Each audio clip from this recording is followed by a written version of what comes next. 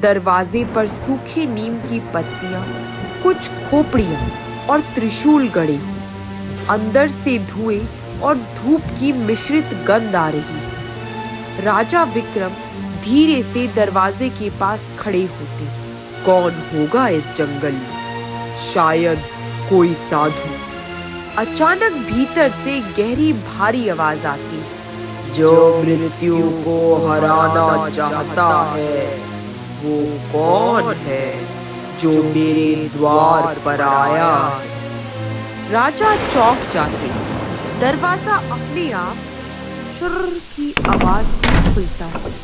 भीतर एक वृद्ध साधु बैठे। उनकी आंखें लाल अंगारों की तरह चमक रही। शरीर पर रुद्राक्ष और चारों ओर जड़ी बूटियों की महक। राजा विक्रम हिम्मत जुटाकर शव रख देते। महाराज, मैं उज्जैनी का राजा विक्रम। ये मेरी रानी मृत। मैं उसे जीवन लौटाना चाहता हूँ। साधु हंसते हैं। राजा, मृत्यु को कौन वापस ला सका? जो चला गया वो लौट कर कभी नहीं आता। राजा विक्रम की आंखों में आंसू है पर आवाज में दृढ़ता। मैं मानता हूँ कि मृत्यु अटल, परंतु मेरा प्रण उससे भी अटल। जब तक प्राण शेष मैं हर द्वार खटखटाऊंगा। आप ही बताएं, क्या कोई मार्ग है? साधु चुप होकर राजा को ऊपर से नीचे देखता है। मार्ग है, पर कठिन। ऐसा मार्ग जहां तुम्हें अपने प्राणों का मोह छोड़ना होगा।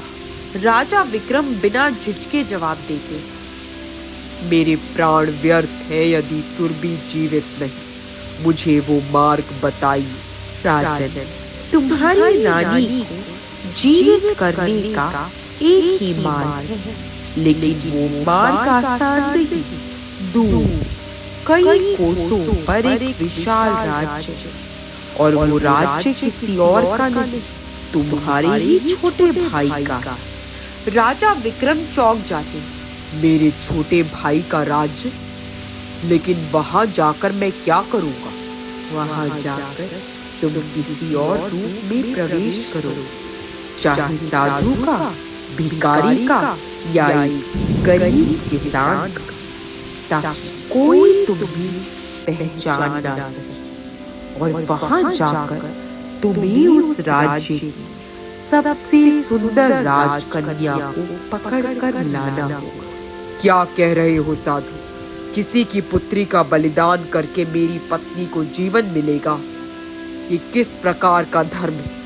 एक को बचाने के लिए दूसरे की हत्या, ये तो अधर्म है। राजन, धर्म अधर्म की बातें तब तक अच्छी लगती है जब तक प्राण संकट में ना हो। मैं तुमसे सीधा प्रश्न करता हूँ, क्या तुम्हें अपनी रानी का जीवन प्रिय है या किसी और की बेटी का? कुछ क्षण की गहरी चुप्पी, फिर दांत भींचकर राजा विक्रम भारी मन से जवाब देता है। यदि यही मार्ग है तो मैं उसी पर चलूंगा। विक्रम वेश बदलकर अकेले निकलते। घने जंगल, जंगली जानवर और पथरीले रास्ते उनके संकल्प की परीक्षा लेते।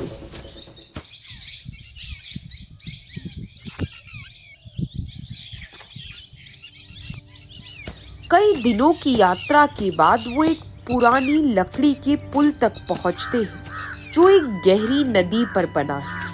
अचानक पुल पर प्रकाश फैलता है और उनके सम्मुख एक तेजस्वी बाबा प्रकट होते। विक्रम, ठहर जाओ। जिस राह पर तुम चल पड़े हो वो तुम्हें अंधकार में ले जाएगी। सावधान रहो। हर चीज वैसी नहीं होती जैसी दिखाई देती है। ये साधु जिसे तुम गुरु मान बैठे हो, छल का जाल बुन रहा है। याद रखो, अगर रानी का प्राण इस समय नहीं लौटता तो वो कभी नहीं लौटेगा, पर किसी निर्दोष कन्या का रक्त इस समस्या का हल नहीं है। राजा विक्रम उलझन में पड़ जाते हैं। बाबा, आप कौन हैं? मैं तुम्हारे पुरखों का गुरु हूँ। ये मेरा कर्तव्य है कि मैं तुम्हें सचेत करूं। एक गलती तुम्हें जीवन से हाथ धोने पर मजबूर कर सकती है। गुरुजन, मैं आपकी बात का सम्मान करता हूँ, परंतु इस समय मेरे हृदय में केवल एक ही धुन बज रही है, मेरी रानी को वापस लाना। मैं किसी की परवाह नहीं कर सकता। तो जाओ, पर याद रखना, जब सत्य का समय आएगा तो मेरी वाणी तुम्हारे स्मरण में हो। ये कहकर बाबा अदृश्य हो जाते हैं। छोटे भाई के राज्य में प्रवेश करते हैं। कुछ दिनों तक वो गांव में रहते हैं और निरीक्षण करते हैं। अवसर मिलते ही राजकुमारी को, जो बगीचे में खेल रही होती है, उठा कर ले आते हैं। राजकुमारी बहुत डरी हुई है और वो रोती है। मुझे छोड़ दो, तुम कौन हो? पिताजी, कोई बचाओ। विक्रम बिना कुछ बोले उसे लेकर साधु के आश्रम पहुंच जाते हैं। साधु कन्या को देखकर प्रसन्न हो उठता है। अच्छा हुआ विक्रम, तुमने मेरी आज्ञा मान ली। अब देखो, इस कन्या के बलिदान से कैसी दिव्य शक्ति जागृत होगी। तुम्हारी रानी फिर से जीवित हो जाएगी। साधु अपनी गुफा में अग्नि कुंड तैयार करता है। मंत्रोच्चार होने लगता है। तभी विक्रम के भीतर अचानक गुरु बाबा के शब्द गूंजते हैं। जो दिखाई देता है वो सत्य हो, ये जरूरी नहीं। उन्हें समझ में आने लगता है कि ये साधु कोई साधु नहीं, बल्कि असुर रूपी तांत्रिक है। रुक जाओ साधु, मैं किसी निर्दोष कन्या का बलिदान नहीं होने दूंगा। मूर्ख, अब तुझे सत्य पता चल ही गया, पर देर हो चुकी है। अब तुम भी मरे बिना नहीं जाओगी। भयानक युद्ध छिड़ जाता है। मंत्र, अस्त्र शस्त्र और दिव्य शक्तियों का टकराव होता है। कन्या बेहोश पड़ी है। इसी बीच कन्या का पिता, विक्रम का छोटा भाई, अपनी सेना लेकर बेटी की खोज में निकल चुका होता है। कौन मेरी पुत्री को छूने का साहस कर रहा है? जब सच्चाई सामने आती है कि उसका ही भाई विक्रम इस षड्यंत्र में फंस गया है, वो पहले स्तब्ध होता है और साधु का दानवी रूप देखकर वो समझ जाता है कि भाई धोखे में आया है। दोनों भाई एक साथ मिलकर उस राक्षसी तांत्रिक से भीषण युद्ध करते हैं। अंत में विक्रम और उसका भाई मिलकर उस साधु राक्षस का वध कर देते हैं।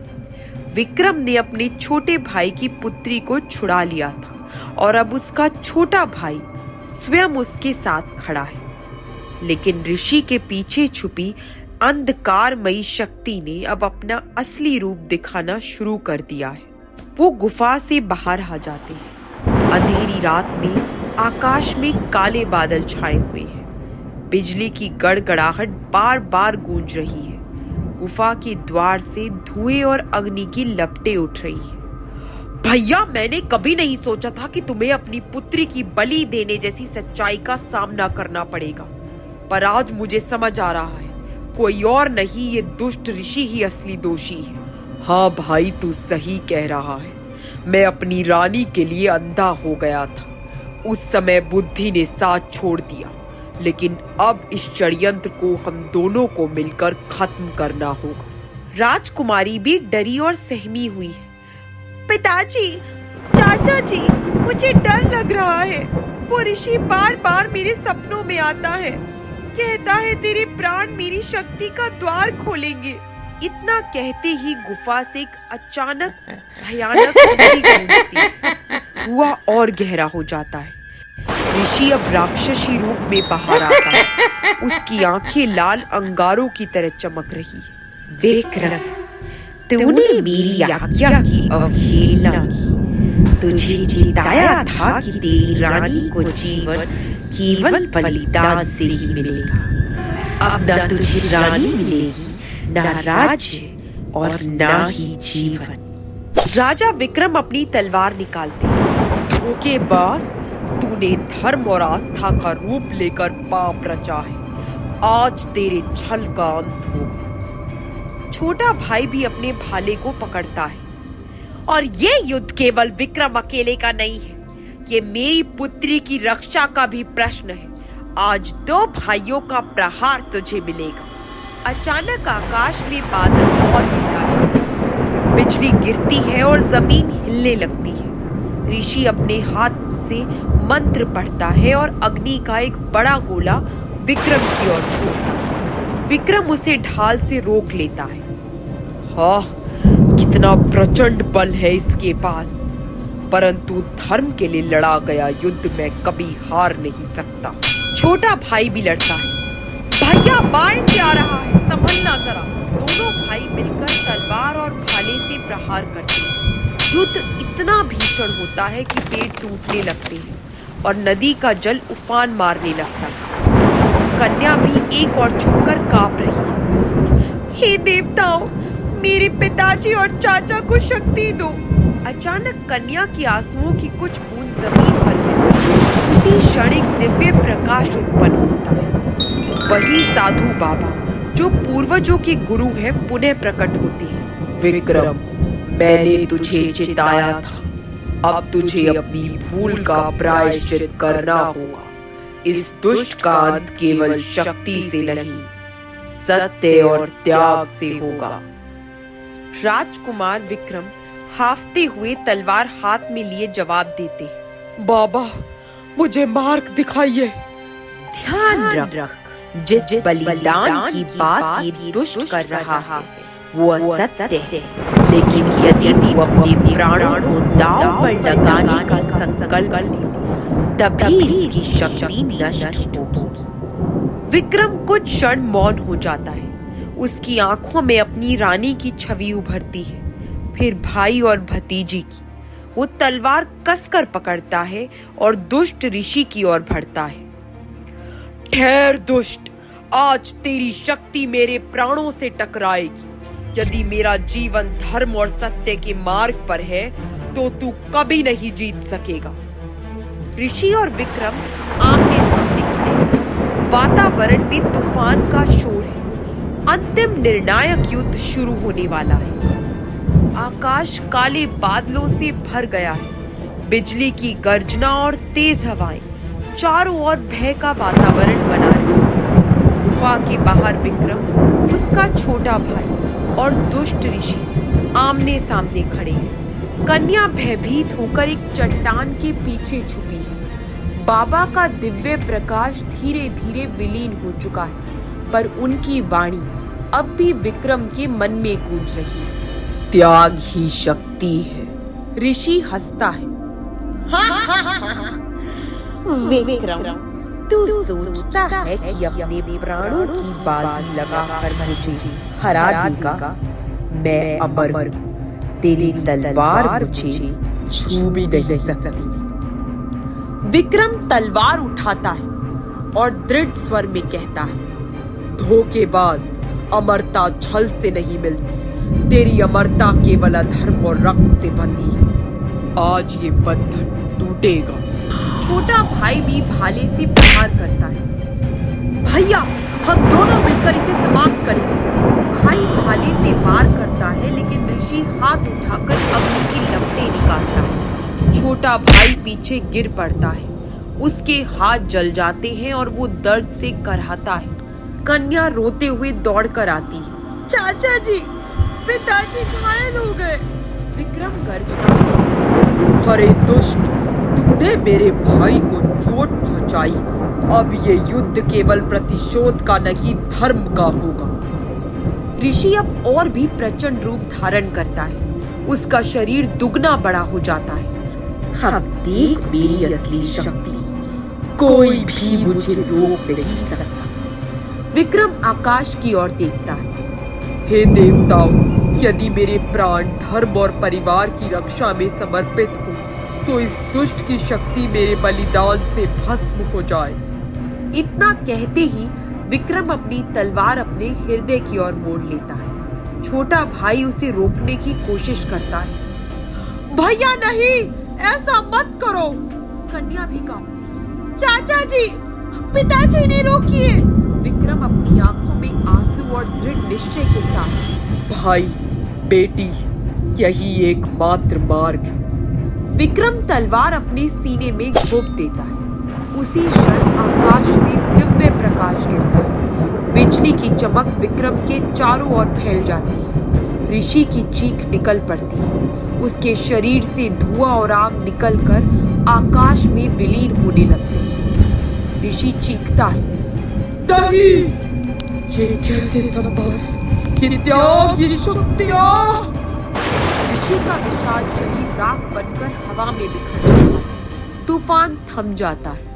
आकाश में चांद की रोशनी फैल जाती है। छोटा भाई विक्रम को गोद में लेकर रोता है। भैया, तुमने क्यों हमें अकेला क्यों छोड़ दिया? कन्या की आंखें भी आंसुओं से भीगी हुई है। चाचा जी, पिताजी, ये मर गए क्या? तभी आकाश से दिव्य संगीत सुनाई देता है। बाबा का स्वर गूंजता है। नहीं बेटी, तेरे चाचा जी ने अपने प्राण धर्म की रक्षा के लिए समर्पित किए। ऐसा बलिदान व्यर्थ नहीं जाता। देखो। अचानक विक्रम की देह से प्रकाश निकलने लगता है। उसके घाव भरने लगते हैं। धीरे धीरे वो आंखें खोलता है। मैं जीवित हूँ। बाबा का स्वर गूंजता है। हाँ विक्रम, तेरा त्याग ही तेरा कवच बना। दुष्ट का नाश हो चुका है। अब तेरा परिवार सुरक्षित है। भैया, तुमने मुझे और मेरी बेटी को जीवन दिया। मैं तुम्हारा ऋणी हूँ। चाचा जी, आप सच्चे वीर हैं। आकाश फिर से स्वच्छ हो जाता है। चांद की शीतल रोशनी सब पर पड़ रही है। विक्रम, उसका भाई और कन्या एक दूसरे को थामे खड़े हैं। उनकी आंखों में आंसू है, परंतु उन आंसुओं में राहत और गर्व भी है। सब वापस महल लौट जाते हैं।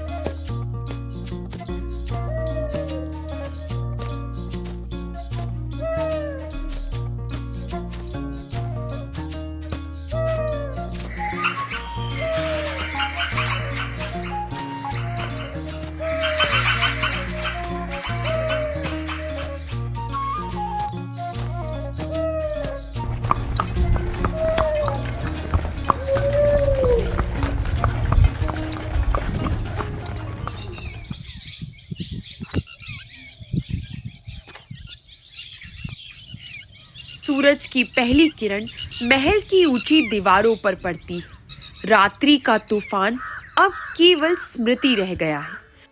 आंगन में सैनिक और प्रजाजन इकट्ठे हैं। सबकी निगाहें राजमार्ग पर टिकी है। अचानक दूर से घोड़ों की टाप सुनाई देती है। विक्रम अपने छोटे भाई और रानी और कन्या के साथ महल की ओर लौट रहे हैं। सैनिक उत्साहित हो जाते हैं। महाराज विक्रम लौट आए। देखो, हमारे स्वामी जीवित हैं। सैनिकों की आंखों में आंसू है। वे झुककर अभिवादन करते हैं। जनता जय घोष करती है। जय हो राजा विक्रम की, जय धर्म रक्षक। महल के प्रकोष्ठ में रानी खड़ी है। उसकी आंखें रात भर रोते रोते सूज चुकी है। जब वो विक्रम को देखती है तो दौड़कर उनके पास आती है। रानी कपकपाती आवाज में कहती है, स्वामी, आप सचमुच लौट आए। मैं तो समझी थी सब समाप्त हो गया। रानी, यदि तुम्हारे आंसू और मेरे परिवार की पीड़ा ना होती तो मैं ये युद्ध जीत भी ना पाता। ये विजय केवल मेरी नहीं, तुम्हारी भी है। मगर थोड़ी देर बाद जैसे ही महाराज की जय के नारे लग रहे थे, तभी महाराज ने देखा कि महारानी तो थी ही नहीं। वो कहीं नहीं थी। वो एक भ्रम था जो महाराज को लग रहा था कि महारानी अभी भी जीवित है, क्योंकि वो मोह करते थे, प्रेम करते थे महारानी से। लेकिन महारानी की तो मृत्यु हो चुकी थी। छोटा भाई भावुक स्वर में राजा विक्रम से कहता है, भैया, आपने जो बलिदान दिया मैं जीवन भर उसका ऋणी रहूंगा। आपने मुझे और मेरी बेटी को पिता समान सुरक्षा दी। भाई, आज मैंने समझा कि राज्य केवल ताज और तलवार से नहीं चलता। राज्य तब सुरक्षित है जब भाई भाई का साथ ना टूटे और जब त्याग सबसे बड़ा शस्त्र बने।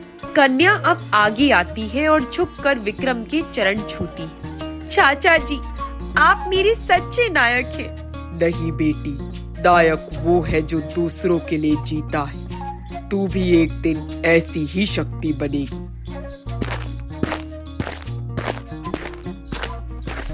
एक वृद्ध मंत्री खड़े होकर बोलते हैं, महाराज, आज आपने केवल राज्य को ही नहीं, धर्म को भी बचाया है।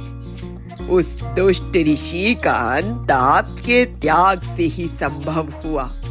अब हमें आपके नेतृत्व में एक नया युग प्रारंभ करना चाहिए। सभा जय घोष करती है। विक्रम सिंहासन पर बैठते हैं, पर उनके चेहरे पर विजय का गर्व नहीं, बल्कि गहरी विनम्रता है। वो सबकी ओर देखकर कहते हैं, ये सिंहासन मेरे लिए नहीं, बल्कि उस धर्म के लिए है जो इस राज्य का आधार है। यदि मैं कभी पथ से भटक जाऊं, तो मुझे याद दिलाना कि मैंने अपने प्राण त्याग कर धर्म को चुना था। यही मेरी प्रतिज्ञा है।